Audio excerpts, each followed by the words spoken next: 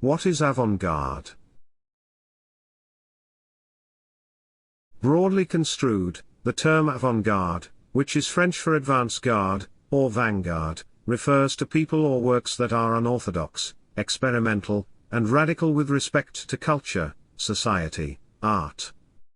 As we can see, therefore, adherents of avant-gardism are radical in nature, revolutionary, and innovative. They always challenge existing ideas, processes, and forms.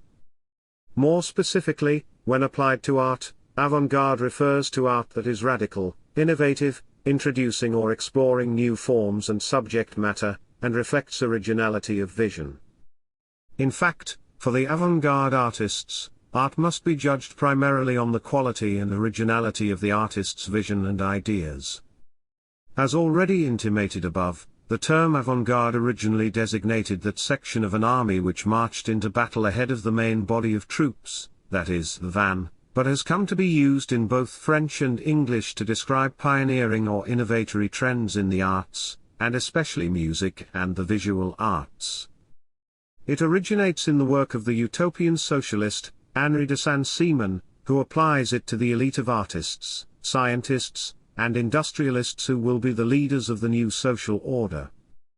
The notion of an artistic avant-garde was reinforced by currents associated with the short-lived revolution of 1848, and by Gustave Courbet's definition of the new realism as democracy in art. The term acquired much greater currency in the early years of the 20th century. It is important to note that the idea of avant-gardism implies that progress is always the result of a rebellion against an entrenched establishment. It is linked to the concept of innovation and modernity encapsulated in the French poet Arthur Rimbaud's defiant cry, "Il faut être absolument moderne," translated as "we must be absolutely modern." Peter Berger's influential account of the theory of the avant-garde describes Dada and Surrealism as typical avant-garde movements, which attack the institutional status of art in bourgeois society.